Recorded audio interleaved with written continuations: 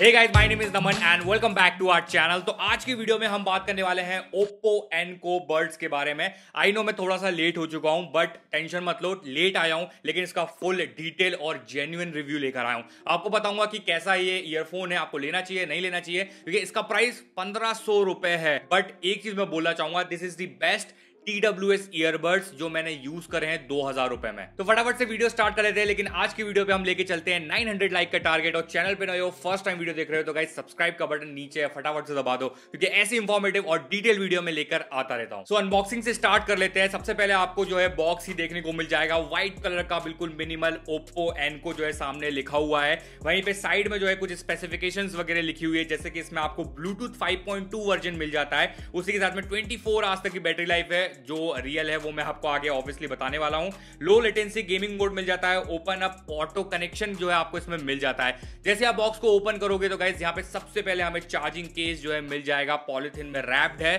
इसको फटाफट से हम जो है अभी साइड में रखते हैं, एसेसरीज वगैरह देख लेते हैं। और यहाँ पे एसेसरीज के नाम पे सिर्फ और सिर्फ ईयर टिप्स हमें देखने को मिल जाते हैं, व्हाइट कलर के। ईयर टिप्स की क्वालिटी एज यूजुअल जो ओप्पो की होती है अच्छी, वही जो है आपको यहाँ पे मिल जाता है। काफी सॉफ्ट सा जो है सिलिकॉन टेप मिलता है। एक मुझे काफी वियर्ड सी चीज लगी है गाइस, यहाँ पे बॉक्स में कोई भी केबल नहीं है, यानी कि टाइप सी ही है, ऑब्वियसली होना चाहिए था, लेकिन वो है ही नहीं। मतलब मुझे उम्मीद नहीं थी ओप्पो से। अब आई डोंट नो ये मेरे यूनिट में है या फिर सबके साथ है। अगर आपने ओप्पो एनको बड लिया है, अगर आपके साथ यूएसबी टाइप सी केबल निकली है तो कमेंट में जो है जरूर बता देना। उसी के साथ में यहाँ पे आपको यूजर गाइड जो है मिल जाती है, यहाँ पे सारी इंफॉर्मेशन वगैरह लिखी हुई है। अब फटाफट से इसके बिल्ड क्वालिटी के बारे में हम बात कर लेते हैं। सबसे पहले एक चीज मैं बोलना चाहूंगा कि भाई इसका साइज देख लो, कितना कॉम्पैक्ट और छोटू सा जो है ओप्पो ने इसको बनाया है। बहुत ही कॉम्पैक्ट है, अच्छे से एक हाथ से ऐसा आप बंद करके रख सकते हो। अगर मैं फिजिकल ओवरव्यू की बात करूं तो सामने की तरफ ओप्पो लिखा हुआ है बिल्कुल लाइट से कलर में। उसी के सामने की तरफ एलईडी लाइट मिल जाती है, चार्जिंग वार्जिंग का जो है आपको बता देगा।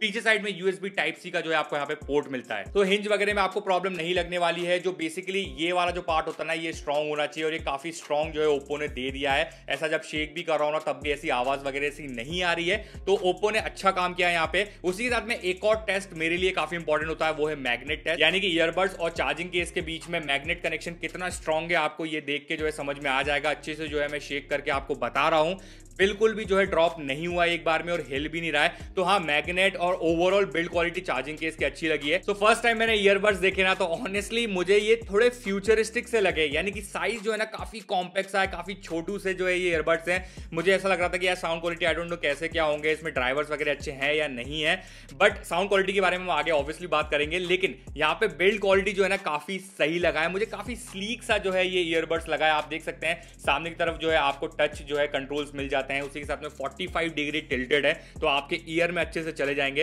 अंदर साइड से जो है मैट फिनिश आपको मिल जाती है, तो जल्दी से जो है खराब नहीं होंगे। ऊपर से जो है पूरा शाइनी वाला लुक जो है आपको मिल जाता है। एक चीज आपको ध्यान में रखनी है कि जब आप इनको पहनोगे तो पहनते से ही आपको जो है एंटी क्लॉकवाइज इसको घुमा देना है, तब जाके इसकी अच्छी फिटिंग आएगी। बहुत सारी ईयरबड्स ऐसी डिजाइन में आ जाते हैं, रियलमी का भी एक आता है, तो यस ऐसी वाली फिटिंग जो होती है ना एक तरीके से काफी अच्छा मैं मानता हूं, क्योंकि आपको एक काफी कंफर्ट और कोजी वाला जो है फिट दे देता है। इतने जल्दी से बाहर नहीं निकलते, तो अगर आप जिमिंग वगैरह कर रहे हो ना तो ये आपके ईयर से बाहर नहीं निकलेंगे, आपको टेंशन लेने की जरूरत नहीं है। मैंने इसको अच्छे से टेस्ट आउट करके देखा है। लेकिन यहाँ पे मुझे एक चीज काफी वियर्ड लगी है कि चार्जिंग केस में कोई भी बटन नहीं दिया गया है, तो रीसेट करने वाला ऑप्शन नहीं दिया है। अगर आपको बाय चांस आपका ये जो है बर्ड्स आपके किसी एक पेयर डिवाइस से कनेक्टेड है, अगर आपको दूसरे डिवाइस में कनेक्ट करना है तो यहाँ पे कोई भी रीसेट का बटन नहीं है। आपको उस केस में ये करना है कि उस पेयर डिवाइस का ब्लूटूथ जो है आपको ऑफ करना है, उसके बाद दूसरे फोन का ब्लूटूथ ऑन करके पेयर न्यू डिवाइस करना है, और वहां पे ओप्पो एनको बड्स लिखे आ जाएंगे और टैप करके पेयर करना है। इस तरीके से आपको कनेक्शन करना पड़ेगा। तो ये एक चीज मुझे गलत लगी है, इसमें जो है रीसेट बटन होना चाहिए था।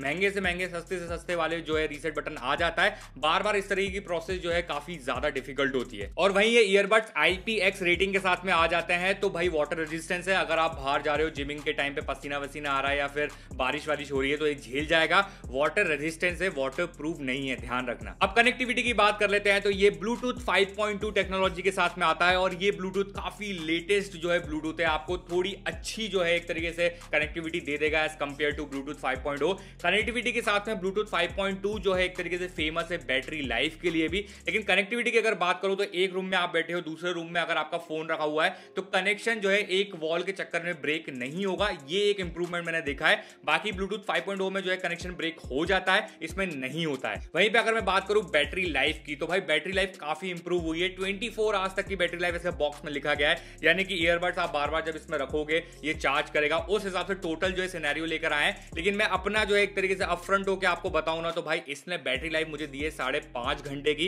यानी कि 5.5 आवर ये चला है फुल चार्ज पे, जो मैं अच्छा मानता हूं, क्योंकि लाइक 5 घंटे 5.5 घंटे एक TWS ईयरबड्स के हिसाब से बढ़िया है। इसको आप जो है एक तरीके से 3 बार फुल चार्ज कर सकते हो, तो ये भी एक काफी अच्छा बैकअप है।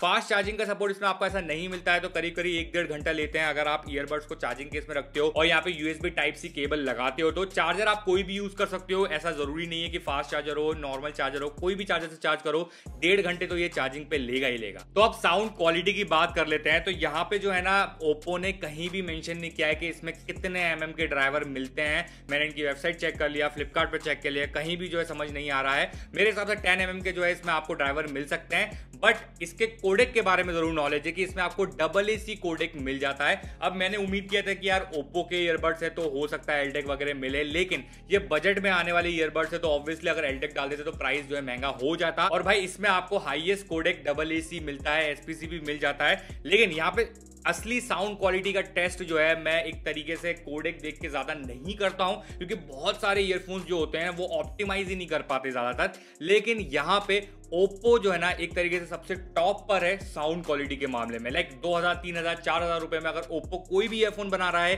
चाहे वायरलेस हो या फिर ट्रू वायरलेस हो, सबकी बेस्ट साउंड क्वालिटी होती है। सेम रिजल्ट जो है आपको ओप्पो एनको बड्स में मिल जाते हैं। इनकी साउंड क्वालिटी मुझे काफी बेहतरीन लगी है। बेस जो है ना काफी सही है, जितने होने चाहिए उतने ही बेस आपको मिल जाते हैं। ओवर पंची बेस आपको नहीं मिलते हैं, तो आपको हेडेक वगैरह की प्रॉब्लम नहीं होगी। ट्रेबल की क्वालिटी भी मैं बैलेंस बोलूंगा। अगर आप एक तरीके से EDM सुनते हैं या फिर कह लो कि आप जो है पॉप टाइप के या पॉप टाइप के सॉन्ग सुनते हो, तो आपको काफी ज्यादा मजा आने वाला है, क्योंकि बीट्स वगैरह काफी अच्छे से इसमें सुनाई देती हैं। उसी के साथ में इंस्ट्रूमेंट वगैरह जो भी बैकग्राउंड में बज रहे हैं वो भी क्लियर कट इसमें सुनाई दे जाते हैं। तो साउंड क्वालिटी से मैं काफी इंप्रेस हुआ हूं। तो अब हम आ गए हैं बाहर ताकि मैं आप लोगों को इसकी माइक की क्वालिटी जो है सुना सकूं। अभी तक जितना भी आप साउंड सुन रहे हो डायरेक्टली इन ईयरफोन के माइक के थ्रू आ रहे हैं।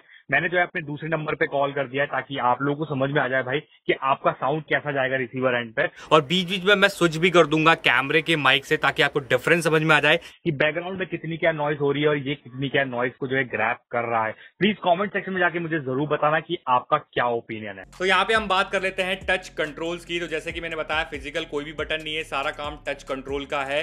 टच कंट्रोल के बारे में बताने से पहले एक चीज बोलूंगा कि यहाँ पे मुझे थोड़े से एक्सीडेंटल टच लगे, क्योंकि इनका साइज जो है ना काफी छोटा सा है। जब इनको ऐसे बाहर वगैरह निकालते हो तो कभी प्ले हो जाता है, पॉज हो जाता है। देखो अभी भी जो है ये प्ले हो गया एकदम से, मुझे यहाँ से ऑफ करना पड़ेगा। उसी के साथ में अगर जो है नेक्स्ट करना हो तब भी थोड़े से एक्सीडेंटल टच लगे हैं। टच कंट्रोल्स की बात करें तो गाइज यहाँ पे लाइव आपको मैं बता देता हूँ, अगर आपको जो है एक तरीके से सॉन्ग को प्ले करना है तो सिंगल बार जो है टैप करना पड़ेगा, सॉन्ग जो है प्ले हो जाएगा। पॉज करना है तो सिंगल बार टैप करना पड़ेगा। अच्छे से काम कर रहा है, ऐसा नहीं है। और उसी के बाद में डबल बार जैसे ही आप टैप करोगे तो आप जो है सॉन्ग को नेक्स्ट कर सकते हो। वहीं अगर मुझे प्रीवियस वाला सॉन्ग बजाना है तो मुझे लेफ्ट वाले को भी जो है डबल टैप करना पड़ेगा, तो जो है सॉन्ग प्रीवियस हो जाएगा। मेरे हिसाब से वॉल्यूम अप वगैरह करने की जो है फंक्शनलिटी देनी चाहिए थी इसमें। और यहाँ पे मुझे एक चीज काफी वियर्ड सी लगी है, ओप्पो ने यहाँ पे कोई भी गूगल असिस्टेंट या फिर सिरी को इनेबल करने के लिए फंक्शनलिटी दी ही नहीं है। मैं पहली बार देख रहा हूँ किसी ईयरबड में। अब बात करते हैं भाई लेटेंसी की। लेटेंसी बहुत जरूरी है, क्योंकि बहुत सारे लोग गेमिंग के लिए ईयरफोन लेते हैं। मेरे को इतने कमेंट आते हैं कि भाई गेमिंग के लिए बता दो 2000 रुपए में। तो देखो यहाँ पे डेडिकेटेड गेमिंग मोड मिल जाता है। उसको इनेबल करने के बाद जो है मैं आप लोगों को टेस्ट सुना रहा हूँ,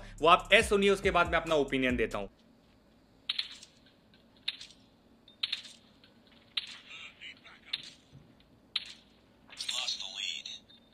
तो यहाँ पे आप लोगों ने जो है साउंड सुन लिया है। एक्यूरेसी कैसी लगी आपको प्लीज कमेंट सेक्शन में जाके मुझे जरूर बताने देना, ताकि और भी लोगों को जो है अच्छा आइडिया हो जाए। अगर मैं अपना ओपिनियन दूं ना भाई, तो यहाँ पे लेटेंसी मुझे काफी कम लगी है। ऑनेस्टली बता रहा हूँ, गेम वगैरह आप इजीली खेल सकते हो, अच्छा खासा लेटेंसी जो इसमें आपको कम मिल जाता है। तो अब मेरे वर्डिक्स की बात कर लेते हैं। तो भाई यहाँ पे है ना, मैंने स्टार्टिंग में बोल दिया बेस्ट ईयरबड्स मुझे लगे टिल डेट जब मैं ये वीडियो बना रहा हूँ। हो सकता है आने वाले टाइम पे और अच्छे ईयरबड्स आ गए, लेकिन अभी तक ये earbud one of the best मैं बोलूंगा 2000 रुपए में। साउंड क्वालिटी काफी अच्छी है, लुक वाइज काफी अच्छा है, बैटरी लाइफ आपको इसमें अच्छी मिल जाती है, डेडिकेटेड गेमिंग मोड मिल जाता है। तो लाइक ओवरऑल सब कुछ अच्छा मिल जाता है। और सबसे प्लस पॉइंट ओप्पो का साउंड सिग्नेचर मिल जाता है। साउंड सिग्नेचर बहुत इंपॉर्टेंट होता है, जो ओप्पो में आपको हाई क्वालिटी का मिल रहा है। तो मैं सजेस्ट करूंगा भाई लोग कि जो 2000 रुपए में लेना चाह रहे हैं ना TWS, भाई ओप्पो एनको बड्स ले लो, उसके अलावा किसी और पे मत जाओ। इसकी बेस्ट बाइंग लिंक आपको डिस्क्रिप्शन में मिल जाएगी। आई होप आपको ये वीडियो पसंद आया हो। अगर अच्छा लगा हो तो लाइक जरूर करना। लाइक काफी इंपॉर्टेंट है, क्योंकि लाइक कमेंट करोगे तब जाके ये वीडियो और भी दूसरे लोगों तक पहुंचेगी। यूट्यूब की एल्गोरिदम ही ऐसी काम करती है। तो मिलते हैं नेक्स्ट वीडियो में, तब तक के लिए बाय बाय, टेक केयर